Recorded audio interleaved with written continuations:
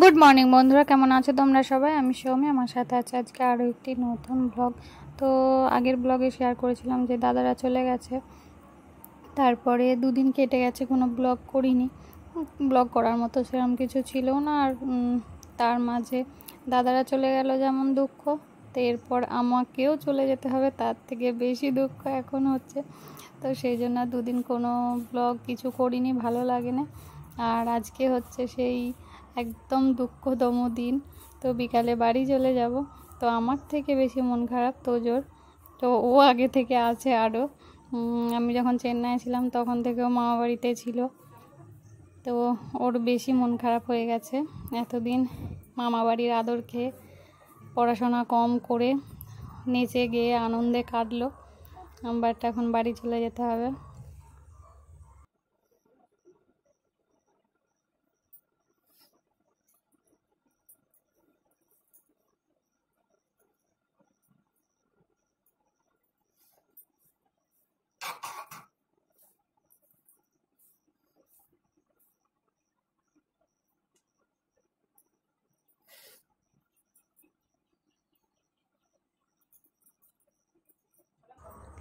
শুধুমাত্র বিবাহিত মেয়েরাই জানে এই সময়টার কষ্ট, এতদিন থাকার পর চলে যাওয়া। তারপরে যতই শ্বশুরবাড়ির সবাই ভালো হোক, কিছু কাজ না করতে হোক, তবু মনে হয় যেন এখানেই থাকি।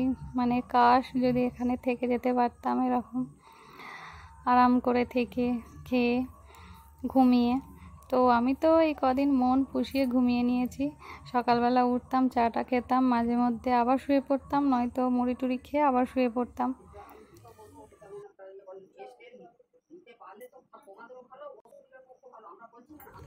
তো যোগা একবার ডেকে গেছিলাম, ও ওঠেনি, তখন মশারিটা গুটিয়ে দিয়েছিলাম।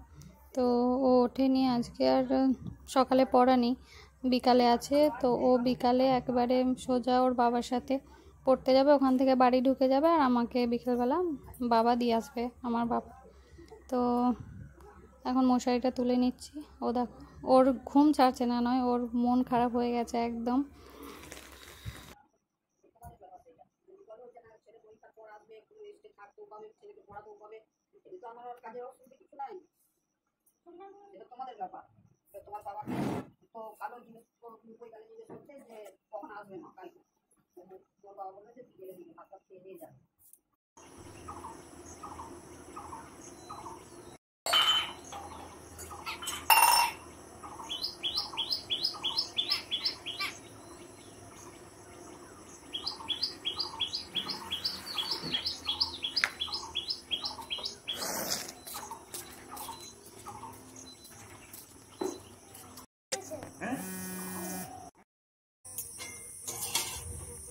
আজকে একটু চাউমিন করছি। তো আমরা আসবো বলে আসার জন্য বাবা সব কিছুই কিনে এনে রেখেছিল, চাউমিন, পাস্তা, তারপরে মাংসও তো 3-4 দিন হলো, রাইস মাংস, তারপরে আরও রোজই কিছু না কিছু নিয়ে আসছিল।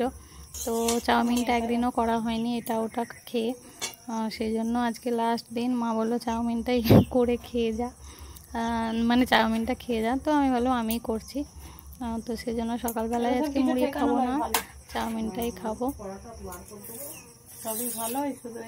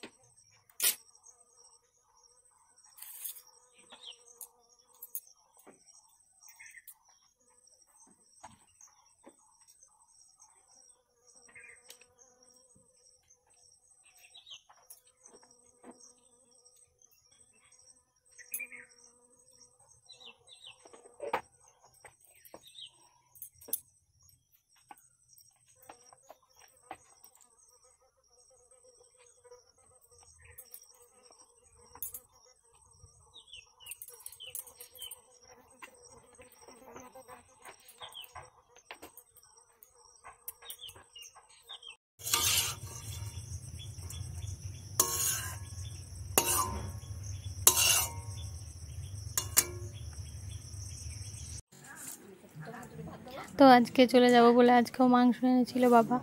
আর আজকে মাংস ভাতটা মানে কতটা বিষণ্ণ মুখে খাচ্ছি, দেখতে পাচ্ছ মুখের অবস্থা কীরকম, একদম বাংলার 5 হয়ে গেছে দুঃখে। তো আজকে মাংস ভাতটা একদমই এনজয় করে খাচ্ছি না। তার উপর তোজোও খেতে পারছে না। তোজোরও একটু সর্দি করে গেছে আবার। তো এই কদিন বৃষ্টি রোদ এরকম করে সর্দি করে গেছে।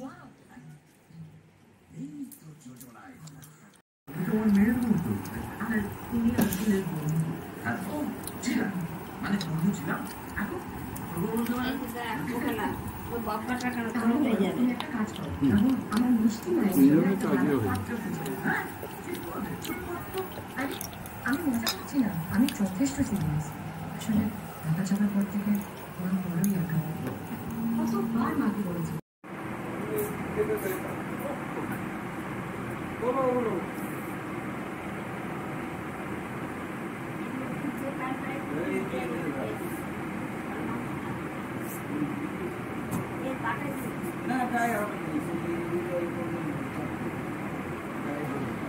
এখন বাজে বিকাল 5:30। তো সব কিছু রেডি, মা সমস্ত কিছু গুছিয়ে দিচ্ছে আর আমিও রেডি হয়ে গেছি প্রায়।